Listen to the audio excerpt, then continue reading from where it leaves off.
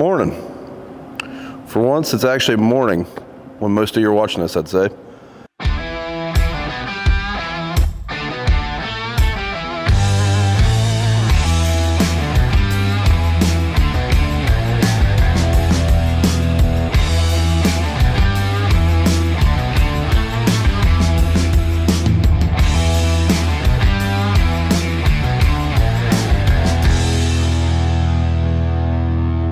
Merry Christmas to everybody. As promised, here's the big combine reveal. So before we actually say what the brand of machine is, let's start off with a few things that have been addressed. So one thing people keep asking me, is this that demo combine that they couldn't show us a few years ago? It is not. So that combine was a New Holland. It was a class 5, I think, or 6 machine that I could not show it because they hadn't decided if they were going to release it in the United States. They never did. It is released in Europe. They never did bring it over to the United States. So it is not that machine. The only reason that was here is they wanted to benchmark it against a gleaner. If you notice, our gleaner is still sitting back there. It is traded. It has just not been picked up. So that was another thing that people mentioned in a few videos. The gleaner's still here. They didn't get rid of it. It has been traded along with the Lexion. They're both still sitting here. We did go from 2 Class 7 combines to 1 Class 9 machine. So our thought process behind this is we are typically short-handed during harvest, and things don't get done that we wish we could get done in harvest because we just don't have enough help. Well, now we are freeing up one person during bean harvest that can be doing things like planting wheat. Maybe we could even do some fall strip till at some point, do a little bit more fall tillage. All those kind of things could happen now. And also, by the time that we would get everything rolling, we would usually only get around that second combine for a few hours, like 6 to 8 maybe. There's a lot of times when we're moving around once we get away from the bigger fields where it just felt kind of ridiculous. I mean, moving 2 combines into a 40-acre patch, get 1 combine moved, get it started. By the time we get the other one up there, hour later we're leaving. I just didn't seem like the greatest use of resources sometimes. Now, don't get me wrong, there's going to be times where we're going to miss having 2 combines. For example, at one point we were running double crop beans and corn at the same time there a couple years ago, and that was kind of handy. Right now, I think this is our best move, though, so that's why we did this. A lot of people have pointed out that as soon as that combine breaks down, you're going to be so disappointed or so upset, or you're really going to miss the other machine. Yeah, in that moment, we probably will, but when my uncle passed away and I had just got out of college, it was just Dad, George, and we ran 1 combine for about 7 or 8 years. So it's not completely unfamiliar to us. We've done this before, and it worked out well then. I think it'll work out well this time. Now, one thing we are doing, we are running a 50-foot head on this combine that we're buying. So with that 50-foot head and the extra horsepower, we're not going to be as fast as we would be with 2 machines, I don't think, but I think we're going to be pretty close. I predict we'll be able to really push a lot of acres an hour, especially as the beans dry down. Wheat harvest is where I'm going to miss 2 combines the most, just because wheat harvest, we try to get that all done in a week, because wheat can be very time sensitive with weather, but we'll see. The catch-22 to that is the double crop should be done right behind the combine this year, because one of us isn't going to be in the combine, one of us is going to be planting double crops. So there's give and take to both sides of it. So, yeah. So I said in one of the videos, it is a combine that we have demoed, and that is true. So really the only combine we've never demoed on this YouTube channel, and that I've personally never ran, is a John Deere combine, which is kind of strange because when I grew up, that's what Dad ran. We ran John Deere combines and John Deere tractors. And I thought that was the only brand for a long time, because that's all I ever grew up seeing my dad run. But I've never ran a John Deere combine. I have nothing against John Deere. I would run one in a heartbeat on a demo and try it out. And if we liked it and it could work, I would have no problem with that. That's one thing about our channel. We try to pick things out that work for us the best, like as far as financially, and do we feel like this machine does a great job. Someone's going to say, well, it's all about dealer support. All of the dealers for every piece of equipment we've demoed, combine-wise, is in the same town, except for our case dealer. They are maybe 10 minutes closer, but they are all 40 minutes away. So Gleaner, Claas, and Fendt are all sold by Ohio Ag. They're 40 minutes away. The John Deere store is right up the road from them, 40 minutes away. The New Holland store is right across the road from the John Deere store, 40 minutes away. So from a dealer standpoint, they're all fairly close. We've had good luck from a service standpoint with a few of them. One of them I don't know enough about yet. So really what I'm saying is, as far as dealer support, they're all fairly even in that regard. But the head we will be running is a 50-foot Honeybee. So I'm sure that's surprising a few of you, but one of our neighbors bought a Honeybee this year, and he really, really liked it. We went to a conference this winter, or I didn't make it. Actually, Dax was homesick that day, but my dad and brother went to it. They really liked the Honeybee, and our horse dealer is our Honeybee dealer. We've had great luck with those guys, and yeah, that's what we're going to be running. We're going to be running a 50-foot Honeybee. As far as I know, that'll be the first 50-foot Honeybee in the area, and only the second Honeybee in the area. I think our neighbor is the only one that I know of south of Columbus running a Honeybee header. So really looking forward to trying that out. What I've seen from them, I like. They're fairly simple heads. They're lighter weight heads, but they seem to be built well. So we will see. And 50 foot, I have questions.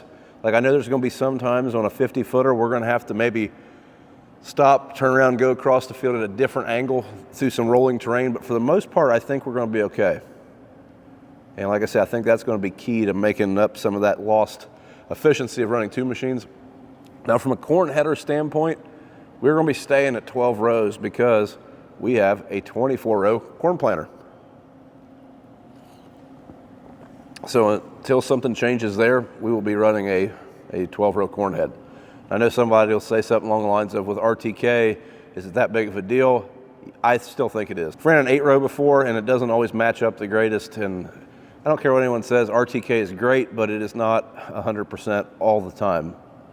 And a good example of that would be trying to run a 16-row strip till bar on a 24-row corn planter. Sometimes we're a little off, and that's okay, but that's why we're going to stay with a 12-row corn planter, or corn head. As far as the brand, we have not decided that yet. That is something that will probably be decided in the next few days. We've priced a gearing off, we've priced a Drago, and if nothing works, we'll keep our Capello.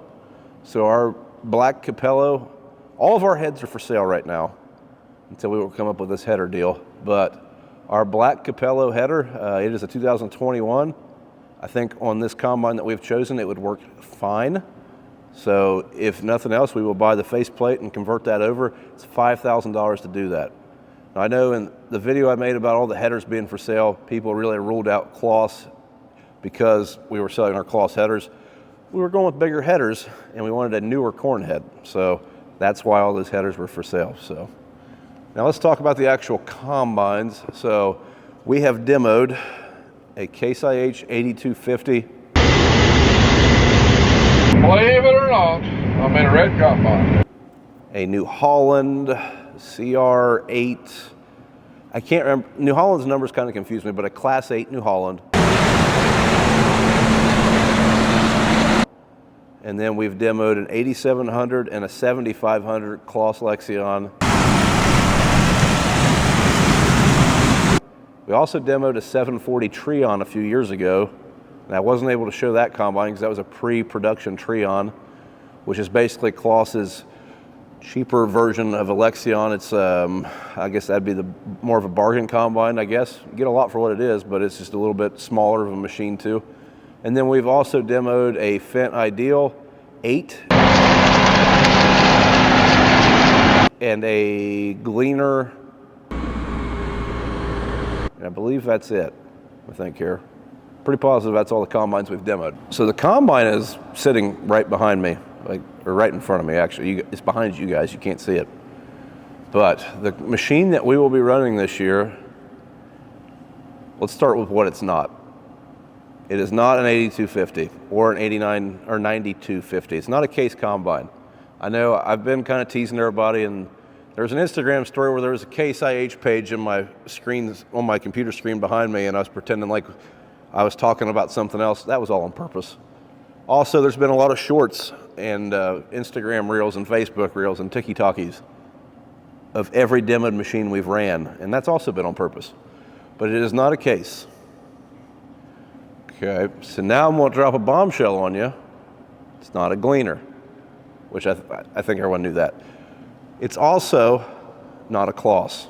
So I know that was by far the most popular opinion, that we bought an 8700 Kloss. It is not a Kloss. It is also not. But before we get to that, let's actually talk about our Gleaner. So our Gleaner combine worked perfectly fine for what we were doing, but it will not run a 50-foot head. The auger length is not big enough to run a 50-foot head, and really, in my opinion, after a Class 7 size machine for what we're doing, it's just not a big enough combine. So that's why we are going away from our Gleaner combine. Gleaner is not being canceled by AGCO. They're still making Gleaner combines. In fact, they sell out of them every year. If you want one, you have to order one. So now it's just between the Fendt and the New Holland. So you guys ready for the big reveal? I'm just going to turn this camera around and we'll just show you. You guys ready? Drum roll, please. Thinking about busting out my best Chevy Chase and singing "Joy to the World." All right, here we go. Ta-da! So really, we didn't just get a die cast, but our combine did not show up just yet, so the die cast one's gonna have to do for it now. Our combine should be here soon, like in the next week, but it was not here for this video. So this die cast model's filling in. But this is pretty much an exact replica of the machine we got. We got a 9T Fendt Ideal Combine, a 2023 model. Now we did not get a Fendt corn head, but it is on tracks. This one has a steering wheel. The one we got does not. So one of the things that really drew us to the Fendt Combine was definitely their warranty program. So basically the whole time that we have this machine, it has a bumper-to-bumper warranty. We are purchasing this machine. This is not a lease machine, but it has a 5-year bumper-to-bumper warranty, which that is pretty attractive. The fact that we know that outside of wear part, we're not putting any parts on this machine and paying for out of pocket. Also, as some of you pointed out, what happens if this machine goes down? In that warranty program, basically, there's 2 days, and if there's 2 business days passed before they can get that combine fixed, or if they think it's going to take more than 2 business days, they'll have us a loaner combine out at the farm. So that makes it pretty handy.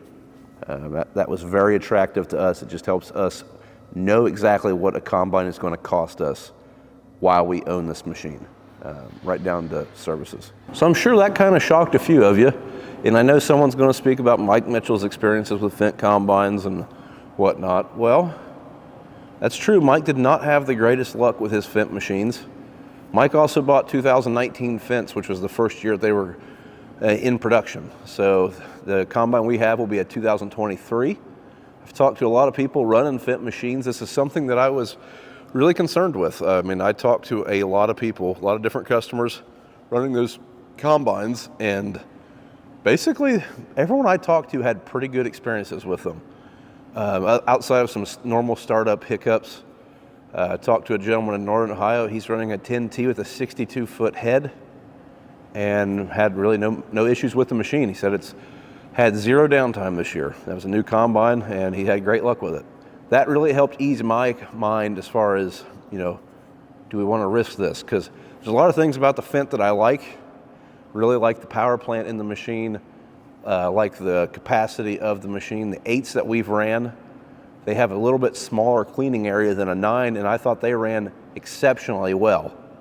And we were just able to find a unit that fit our price point, and I think it's going to do everything that we're wanting to do. So that is the machine that we will be running. Like I said, I'd love to talk to other people if they have a Fendt 9. If anyone has any tips and tricks on things, slight modifications to make it perform better or worse or whatever, hit me up. I'm sure there's some tips and tricks that we haven't heard of yet, but that's what we're going to be running. I am really looking forward to it. Now, one thing that this machine has that I'm really excited about is ideal drive. So ideal drive means no steering wheel. We have a joystick to steer and a joystick to make the combine move. We test drove one during harvest at our local Ohio Ag. They have a couple really aggressively priced 2022s, Class 8 machines with ideal drive.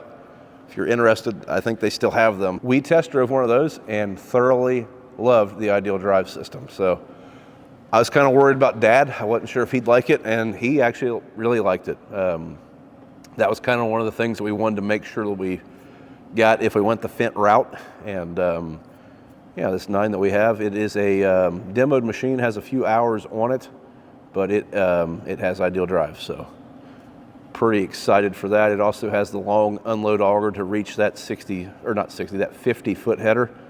So yeah, I'm excited. I wish that we were closer to harvest and we could try this machine out, but unfortunately we'll be waiting till the end of June to try it out in wheat. So we will have it for wheat.